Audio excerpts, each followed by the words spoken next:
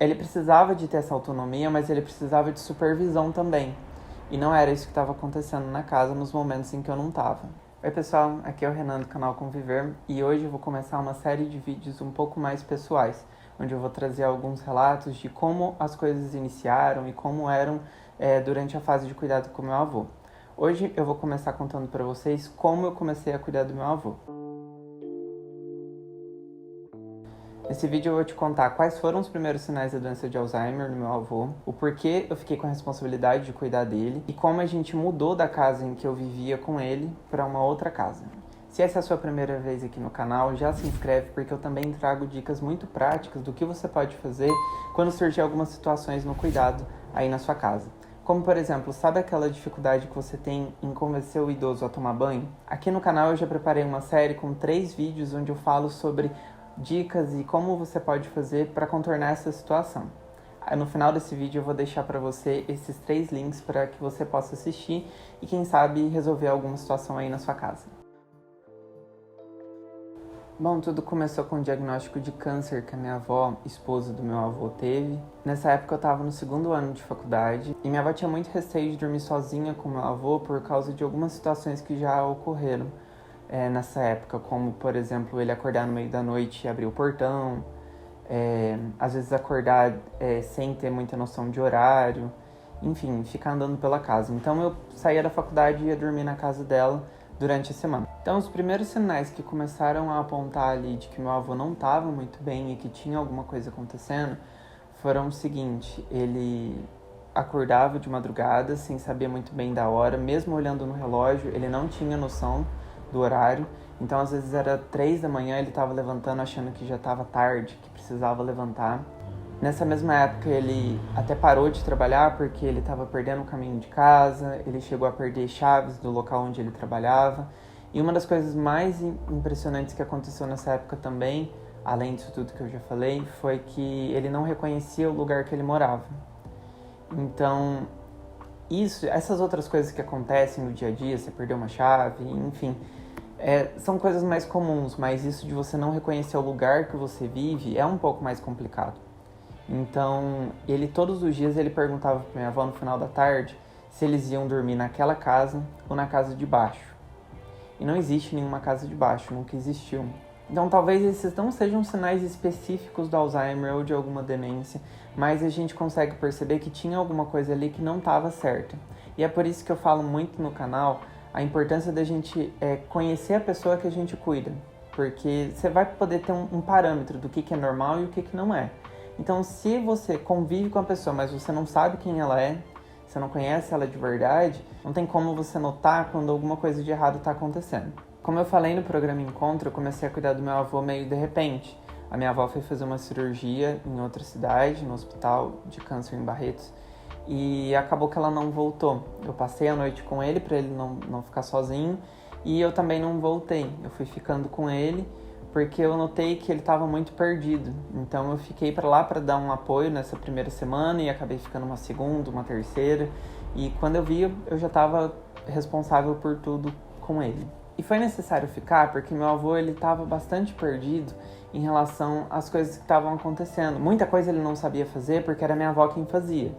Então, até a roupa que ele ia pro banho, por exemplo, era ela quem separava. Então eu comecei a fazer isso, né? Porque é de uma outra época, na época era assim que as coisas aconteciam, então tinha esse costume de ela separar as roupas para ele. Mas isso não quer dizer que meu avô também não tenha tomado frente de algumas coisas, como se de fato ele quisesse cuidar, o que foi bem interessante. Então, em algumas situações, por exemplo, ele preparava o almoço sozinho. Só que aí é que tá. Essa autonomia era importante, eu gostei bastante de ver ele tomando frente e seguindo em frente, né? Só que ele deixava o fogão aceso, ele deixava o botão ligado, vazando gás. Então, ele precisava de ter essa autonomia, mas ele precisava de supervisão também. E não era isso que estava acontecendo na casa nos momentos em que eu não estava. Nos momentos que eu precisava ir para a faculdade, não tinha como eu ficar de olho nisso. E conversando com a minha mãe, que era nora do meu avô nessa época, ela me falou que por ela a gente já estava cuidando junto do meu avô desde o primeiro dia, desde quando a minha avó partiu. Meu avô sempre foi uma pessoa muito bondosa, muito simpática, carismática, então cuidar dele nunca foi um peso, nunca foi trabalho. Era difícil em determinadas épocas, que eu vou contar mais pra frente, mas estar com ele era uma coisa legal, a gente gostava de estar junto dele. Então isso não foi nenhum problema. Mas o ponto é, eu não queria tirar o meu avô da casa que ele vivia, porque pensa comigo, se ele já estava tendo dificuldade de reconhecer o próprio lugar que ele vivia, como ele iria se adaptar a um lugar novo? Então a minha preocupação maior era essa, de não deixar, de não trazer mais confusão para ele, não acelerar esse processo de confusão mental. Coisa importante que eu esqueci de comentar, nesse início, quando ele deixava o fogão ligado, ele fazia algumas coisas assim, eu tentava ficar perto dele, mas sem ele perceber que estava sendo vigiado. Então, às vezes, ele estava falando comigo na sala, ele se levantava e falava, eu vou preparar o almoço, tá bom? Vou lá na cozinha. E aí eu falava pra ele, eu vou também, pra gente não perder o assunto. Então, eu ficava por ali de olho. No início, eu até tentava alertar ele, o fogão ficou ligado. Mas com o passar do tempo, eu percebi duas coisas.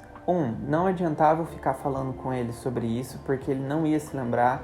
E 2, ele ficava muito triste por não estar sabendo fazer algumas coisas, essas coisas mais básicas, né? Ele estava, de certo modo, colocando em risco. Então, não era legal para ele. Então, com o passar do tempo, eu via que ele deixava ligado, esperava ele sair de cena, ia lá e desligava. Do mesmo jeito com lâmpada do banheiro, né, luz do quarto acesa, enfim, essas coisas foram acontecendo com mais frequência, conforme a doença foi avançando. Então o ponto era, como eu vou tirar ele daqui, do lugar que ele vive, já está acostumado, e levar ele para minha casa, para morar com meu pai e minha mãe, e meu irmão. Eu joguei com ele e falei, a minha mãe tá ficando bastante triste de estar lá sozinha, então eu pensei, o que o senhor acha da gente ir passar um tempo lá? A gente fica uns dias por lá. E a minha ideia inicial era, eu vou ficando por lá, e se ele reclamar e quiser voltar, eu volto. Só que aí, para isso, eu teria que abandonar a faculdade. Ainda bem que eu não abandonei, porque se eu tivesse largado a faculdade não finalizado, como que eu ia trabalhar hoje em dia? Hoje que eu não tenho mais ele, que ele já morreu, como que eu ia seguir a minha vida? Então, eu fiz certo em mudar e pensando nessa questão da minha faculdade também, e para ele não ficar sozinho, porque durante a noite ele ficava na companhia da minha mãe. E daí, quando eu falei para ele sobre isso, da gente mudar para casa e ficar lá com a minha mãe, né, para ela não se sentir tão sozinha, ele falou, e como vão ficar as coisas por aqui? Aí eu falei para ele, faz assim, a gente vai para lá, passa uns dias e depois a gente vem aos finais de semana para cá. E um dos medos que eu tive também era de ele passar algum final de semana lá e não querer voltar. Mas isso não aconteceu, porque ele era muito bem cuidado lá em casa. Então a minha mãe preparava as comidas para ele, as coisas que ela sabia que ele gostava de comer. Então os dias foram seguindo muito tranquilo ali. Ele se adaptou à rotina, começou a assistir novela junto com ela. E daí eu ia para a faculdade. Quando eu voltava, eu colocava ele na cama. Então já estava com uma rotina assim, bem estabelecida. E foi muito importante isso no início, né, de fazer tudo para agradar ele, fazer as comidas, as coisas que ele gostava, para ele se sentir pertencente daquele lugar. E daí a minha mãe até, em um desses momentos que ela estava servindo alguma coisa para ele até falou, nossa, mas aí eu vou ficar com mordomia demais. Então ele estava muito feliz de estar ali. Uma coisa também que eu fiz foi observar como era a gaveta que o meu avô mexia todos os dias antes de deitar. Nela tinha um relógio de bolso. Então eu peguei as mesmas coisas que tinha lá nessa gaveta no quarto dele e levei para minha casa. Então eu coloquei uma gaveta e falei, vô, as suas coisas estão todas aqui. Aí ele abriu a gaveta, deu uma olhada meio por cima e ele falou, capaz que meu relógio tá aí também. Eu falei, tá sim, pode pegar. Então ele pegou e ali a gente seguiu com a rotina que ele tinha em casa, de dar corda nesse relógio todos os dias. Ele gostava de cuidar das plantas lá nessa casa que ele morava, né? E algumas pessoas começaram a sugerir que ele não deveria mais fazer isso porque era perigoso. E eu disse que o problema não era ele fazer essas coisas, o problema era ele fazer essas coisas sozinho. Muitas das vezes a gente reclama nessa fase inicial de que a gente tem que estar o tempo todo supervisionando e de olho no idoso. Mas a gente precisa lembrar que o Alzheimer é uma doença degenerativa e que não tem cura. Então no final meu avô ficou acamado E eu não me arrependo de ter ficado com ele em todos esses períodos, todo esse tempo. Quando ele levantava, precisava de ir para algum lugar, eu ia junto com ele. Quando ele queria fazer uma visita, eu também estava junto com ele, porque eu sabia que um dia ele não ia nem mais andar. Então, por que eu ia privar ele enquanto ele ainda tinha essa capacidade? Com esses vídeos que eu estou produzindo agora, eu quero começar a trazer para vocês alguns relatos e contar e mostrar para vocês também que eu também vivi a mesma coisa que vocês viveram e que eu consegui cuidar até o final. E eu sei que você também vai conseguir assistindo os vídeos aqui no canal, buscando se informar, ter mais informação. A informação ajuda muito a gente entender e compreender as situações que acontecem dentro da nossa casa. Porque é muito difícil a gente ver uma pessoa que antes conseguia fazer as coisas sozinha, agora precisar de supervisão, precisar ficar de olho, né? Ter que ficar atento que ele não vai tomar alguma coisa que não pode, ou então que ele vai abrir o portão e vai embora. E se a gente tem a informação e se antecipa com essa informação, a gente fica...